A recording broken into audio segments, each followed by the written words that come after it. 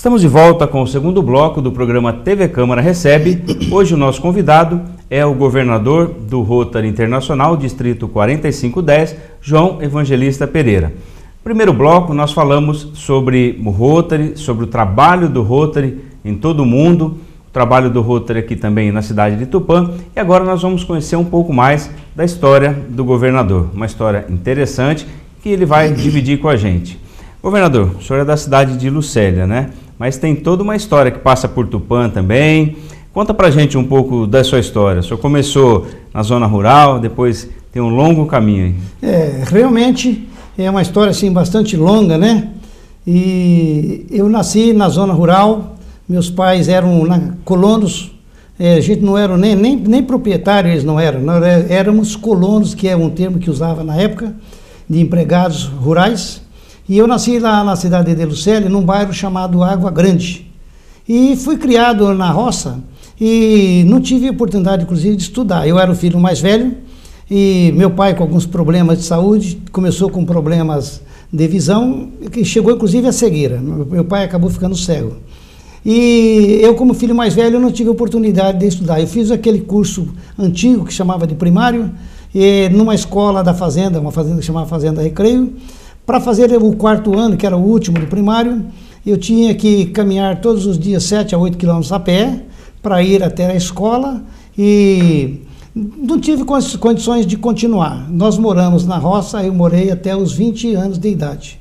Aos 20 anos de idade, meu pai ficou cego e era apenas eu e minha irmã, e nós não tínhamos condições de dar sustento à família, de tocar realmente a lavoura como teria necessidade.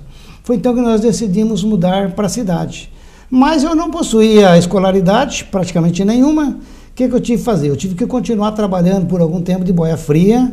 Depois eu trabalhei de servente de pedreiro, servente de carpinteiro, eu fui balconista, eu trabalhei de auxiliar de eletricista, eu fui pintor. E assim foi progredindo. Aí eu ingressei, passei num concurso de oficial de justiça, fui ser oficial de justiça da comarca. Exerci o cargo de oficial de justiça por 15 anos. Depois eu passei no concurso, aí comecei a estudar a faculdade de Direito, aqui em Tupã, na FADAP, me formei aqui, ingressei em 87, me formei em 80, e em 85 eu fiz o concurso para delegado de polícia e fui aprovado.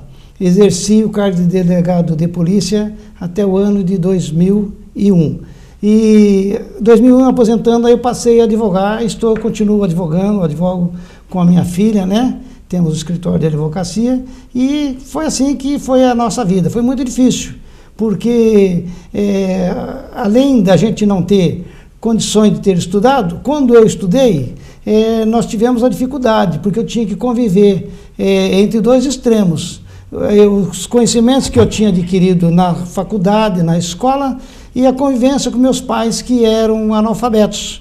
Então, até hoje, eu costumo dizer, quando eu faço as minhas palestras, faço muitas palestras sobre diversos temas, em diversas cidades do distrito, né, em empresas, eu costumo falar que algumas palavras eu não consigo pronunciar, mas em razão justamente disso, de eu ter convivido, além de ter entrado na escola com a idade avançada, eu tive que conviver, aprendendo de um lado, mas tendo que conviver com a minha família, meus pais, que eram analfabetos. Mas, graças a Deus, nós conseguimos vencer. Entrei em Rotary há 30 anos, conforme eu disse, e praticamente, ocupei quase todos os cargos que existiam em Rotary. Eu sempre tive um bom relacionamento dentro dos clubes, com os governadores, participando de seminários, de assembleias, eventos rotários. Aí então fui convidado, alguém me disse que eu deveria tentar ser governador. E eu parti para isso, eu não pensava até então, mas aí fui ser governador, fui escolhido governador, passamos a fazer os treinamentos, que são diversos treinamentos, tanto a nível estadual, nós fizemos a nível de Brasil e fizemos também a nível internacional, que foi em San Diego, nos Estados Unidos.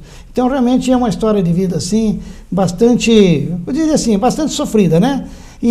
Mas isso aí fez com que eu realmente levasse, assim, um engrandecimento da minha forma de agir. Tanto que eu visito as entidades, as cidades onde eu vou, Eu tenho a maior satisfação, como vi hoje, visitar a PAI e outras organizações aí, né? Porque eu senti, a gente sente sim, a dor que essas pessoas sentem hoje não foi diferente ou não é diferente daquela que a gente sentiu no passado. Então eu trato as pessoas com muito carinho. Agora, governador, lendo o histórico, seu histórico, a gente percebe o valor que o senhor deu para a educação, né? Talvez se seus pais tivessem tido a oportunidade, talvez eles teriam também progredido como o senhor progrediu, né? Quando o senhor faz suas palestras, o que o senhor diz, ou para os jovens, ou para as pessoas, com relação à educação? Que a gente vê que o senhor, mesmo com dificuldade, não deixou o estudo de lado. Contabilidade, faculdade de Direito, tornou-se um delegado, tornou-se um exemplo para os jovens. Eu mostro para o jovem que tudo é possível, desde que você queira, desde que você realmente tenha boa vontade, que você tenha um início, um começo, que você persevere, porque não foi fácil. Realmente, e eu quero dizer mais, inclusive, fácil em razão da pouca educação que tinha meus pais, nível de cultura, quer dizer, eu não tive, inclusive, um incentivo. Eu diria que foi quase uma iniciativa própria minha de estudar, né? E não tinha grandes pretensões também. Tudo foi surgindo, foi fluindo naturalmente. Eu queria primeiro ser técnico em contabilidade, conseguia ser, tive apoio e incentivo a fazer a faculdade de Direito, fiz. Eu trabalhei no Judiciário quase 20 anos. Eu fui oficial de Justiça há 15 anos, eu trabalhei no cartório de registro de imóveis, trabalhei no cartório eleitoral, né? E fui comissário de menores que existia na época. Quer dizer, então eu fui assim, galgando postos, né? Foi abrindo portas, foi abrindo portas. E essas portas começaram a abrir também em Rota, inclusive a oportunidade de ser governador do distrito, que eu diria assim que é um cargo que eu ocupo com muito orgulho, porque nós temos assim, vamos falar em classificação, em hierarquia em Rotary. Nós temos o governador, o presidente de Rotary Internacional, e depois dele é o governador distrital. Quer dizer, nós estamos em segundo lugar em matéria de hierarquia no mundo. Quer dizer, então eu faço isso aí, falo com muito orgulho, até porque no dia da minha posse, que foi no dia 1º de julho, eu até fiz um comentário a respeito da importância que eu percebi e senti no dia que eu estava lá nos Estados Unidos, dentre as milhares de pessoas, das mais altas autoridades do mundo, e eu que nasci na roça, que estava ali, estava lá junto com eles. Então isso aí realmente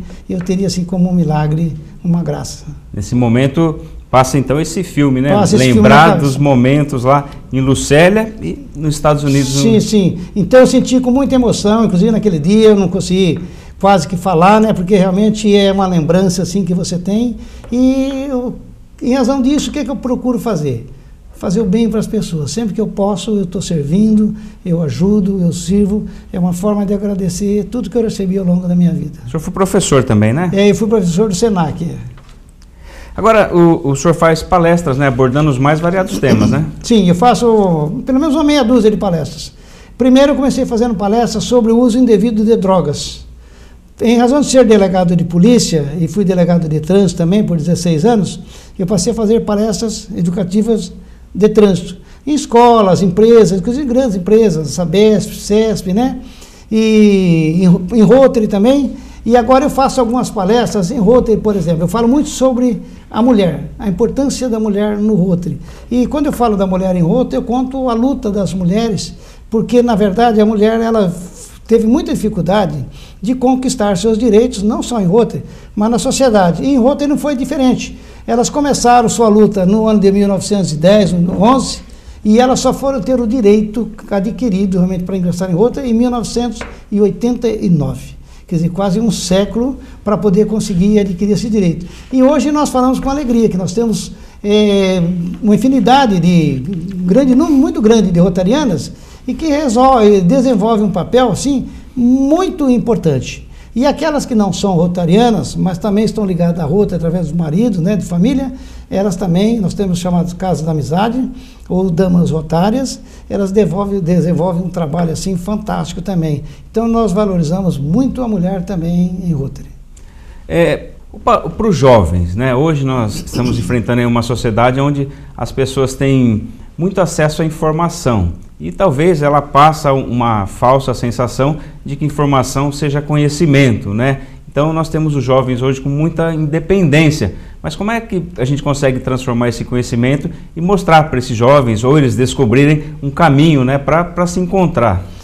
Foi uma pergunta interessante. Inclusive, por exemplo, hoje nós almoçamos com alguns interactianos e rotaractianos, que aqui em Tupã nós temos a satisfação de ter o Rotary, nós temos 2 clubes, nós temos rotarianos e rotarianas, nós temos Casa da Amizade, formadas pelas senhoras, nós temos o Rotakid, que são formados por crianças de 7 a 12 anos, nós temos o Interact, que vai de 12 a 18, e temos o Rotaract, que é a partir dos 18 até os 30. Isso não impede que nesse meio tempo ele possa ingressar em Rotary, ser rotariano, ou pode continuar sendo rotaractiano e rotariano. Mas o que nós falamos para eles é o seguinte, eles têm que ter um perfil de obediência, vamos dizer, aquilo que o Rotary traçou, e foi o que fez o Rotary sobreviver 113 anos. Não fosse essa disciplina, talvez não tivesse sobrevivido.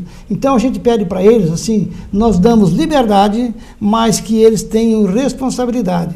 Porque às vezes nós encontramos, não é o caso aqui de Tupã, talvez não seria nem o caso do nosso distrito, mas a nível de Brasil e a nível de mundo, a gente encontra algumas pessoas com a cabeça meio atrapalhada, vamos dizer assim, e quer ter uma independência que contraria as normas. E a partir do momento que você passa a contrariar as normas, você passa a ser indisciplinado. E isso aí não é bom para outro. Então o que nós pregamos para eles é o seguinte, que realmente eles tenham liberdade, mas que eles não deixem de ter responsabilidades.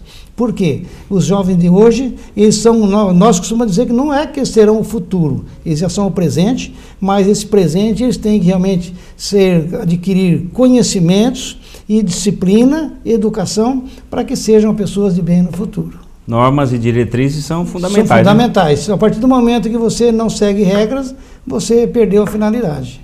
Esse ano rotário, o senhor está no ano rotário 2018-2019, né? Sim. Esse trabalho, existem metas a serem cumpridas? Como é que funciona esse trabalho? Existem metas. Inclusive, eu queria lembrar, antes de falar das metas, cada ano rotário existe um lema. E este ano nosso, o lema nosso é Seja a Inspiração. E a gente percebe que veio com muita oportunidade esse lema, porque eu costumo dizer nas minhas falas, de que quem não está inspirado, ele não faz bem no trabalho, ele, se for rotariano, ele não tem interesse em frequentar as reuniões, ele não tem interesse em participar dos trabalhos, ele não tem interesse em apresentar um novo associado. Então, é importante que você esteja inspirado em tudo que você vai fazer. Em relação às metas, nós temos as metas, por exemplo, de realizar trabalhos ambientais, de realizar trabalhos na área de saúde, na área de educação. Nós temos trabalho, assim, metas para a Fundação Rotária. A Fundação Rotária é um organismo que funciona dentro do Rotary, é o que funciona, que movimenta os recursos e desenvolve os projetos de Rotary através dos recursos captados pelos rotarianos. E é através da Fundação Rotária que nós fazemos todos esses projetos humanitários. Então a gente pede para que os rotarianos não esqueçam a importância da Fundação Rotária, porque sem esses recursos ela não consegue desenvolver os projetos, inclusive projetos permanentes que ela realiza em diversas partes do mundo. E com relação ao ano rotário, as metas, o trabalho em cima, faz parte disso. Faz parte disso. E você estava falando das palestras, né? Isso. Eu citei o exemplo das mulheres, mas eu faço, por exemplo, uma das palestras que eu faço é a relação. Nós temos 6 áreas de enfoque que eu te falei: educação, meio ambiente, saúde, educação. Então eu faço uma palestra que eu chamo Relação do Uso Indevido de Drogas. Eu friso muito nisso. Relação do uso indevido de drogas com as áreas de enfoque. E aí eu cito 3, que é saúde materno-infantil, saúde e saúde materno-infantil.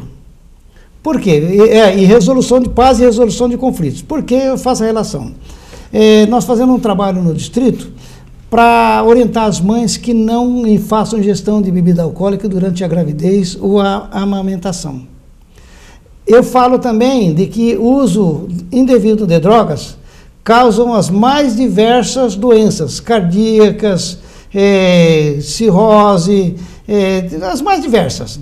E falo também da resolução de conflito, porque onde existe o uso indevido de drogas, Não tenho dúvida, eu falo até com a experiência de delegado de polícia aposentado, não tenho dúvida que ali existe conflito.